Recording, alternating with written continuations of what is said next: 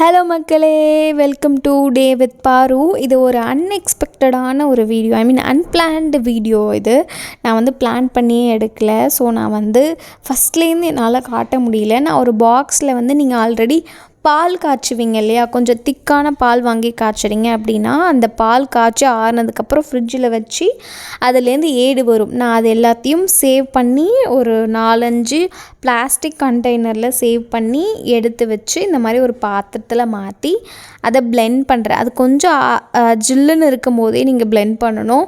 அப்போ தான் வந்து நமக்கு வெண்ணெய் சூப்பராக வரும். ஸோ வெண்ணெய் நல்லா வந்துச்சுன்னா நமக்கு கீ சூப்பராக வரும். ஸோ நான் இந்த மாதிரி ஒரு பிளெண்டர் வச்சு பிளெண்ட் பண்ணிக்கிறேன். இது மாதிரி நீங்கள் பிளெண்ட் பண்ணுறதுக்கு ஒரு 5 to 10 minutes தான் எடுக்கும். நீங்கள் கையில் கடையிறதுனாலும் கடையெல்லாம், பட் அது கொஞ்சம் டைம் ஆகுன்றதால நான் இந்த மாதிரி ஒரு பிளெண்டர் வச்சு பிளெண்ட் பண்ணிக்கிறேன். அதுக்கப்புறம் இந்த மாதிரி ஒரு நல்ல திக்கான கடாய் இல்லை திக்காக இருக்க வானலோ இல்லை திக்காக இருக்க பாத்திரத்தில் நல்லா அதை ஹீட் பண்ணிவிட்டு அதுக்கப்புறமா இந்த எடுத்து வச்ச வெண்ணெய் இருக்குது இல்லையா, அதை கொஞ்சம் கொஞ்சமாக நான் ஆட் பண்ணிக்கிறேன்.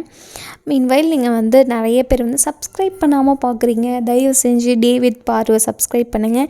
இந்த மாதிரி குட்டி குட்டி அப்பப்போ குக்கிங் வீடியோஸும், அதுக்கப்புறம் நம்ம சேனலில் வந்து நிறைய makeup and hair style videos வரும். ஸோ மறக்காமல் சப்ஸ்கிரைப் பண்ணிவிட்டு பாருங்கள்.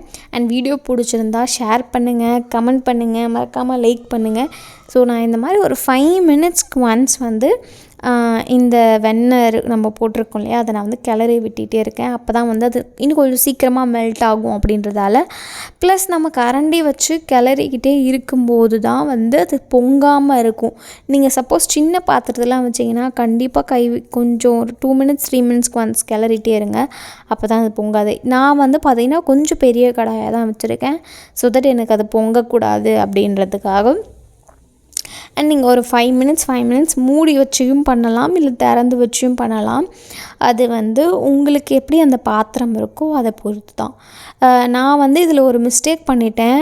எனக்கு வந்து ஒருத்தவங்க சொன்னாங்க இதில் வந்து கருவேப்பிலை போடுங்க அப்படின்ட்டு. நான் அதை தெரியாமல் போட்டுட்டேன். பட் முருங்கைக்கீரை இருந்தால் தயவு செஞ்சு முருங்கைக்கீரை ஆட் பண்ணுங்கள். அதுதான் வந்து ஸ்மெல் வந்து சூப்பராக கொடுக்கும் கீக்கு. நான் தெரியாமல் கருவேப்பிலை ஆட் பண்ணதால் எனக்கு கருவேப்பிலை ஸ்மெல்லு தான் கீயில் வந்து ஹைலைட்டடாக இருந்துச்சு. ஸோ அந்த மிஸ்டேக் நீங்கள் யாரும் பண்ணிடாதீங்க. ஸோ இது இன்னொரு 5 to 10 minutes கழித்து நான் உங்களுக்கு காட்டுறேன். அதை ஃபில்டர் பண்ணும்போது ஃபில்டர் இப்போ பார்த்திங்கன்னா கொஞ்சம் லைட் கோல்டு கலராக இருக்கா, இது நல்ல ப்ரௌன் கலர் ஆகிற வரைக்கும் இதை நம்ம வந்து கொதிக்க விடணும். அப்போ தான் வந்து அந்த பன்னீர் மாதிரி இருக்குது இல்லையா, அதுலேருந்து இன்னும் இருக்கிற நெய் எல்லாமே வெளியே திரிஞ்சு வரும். இப்போ பார்த்திங்கன்னா நான் ஃபில்டர் பண்ணும்போது காட்டுறேன். இந்த அளவுக்கு நல்ல கோல்டன் ப்ரௌன் கலராக இருக்கும்போது நீங்கள் வந்து ஃபில்டர் பண்ணி ஆற வச்சுட்டு அதுக்கப்புறம் மூடி போட்டு வைங்க. ஸோ தட் வந்து இன்னும் கொஞ்சம் கீ நல்லாயிருக்கும். தேங்க்ஸ் ஃபார் வாட்சிங்.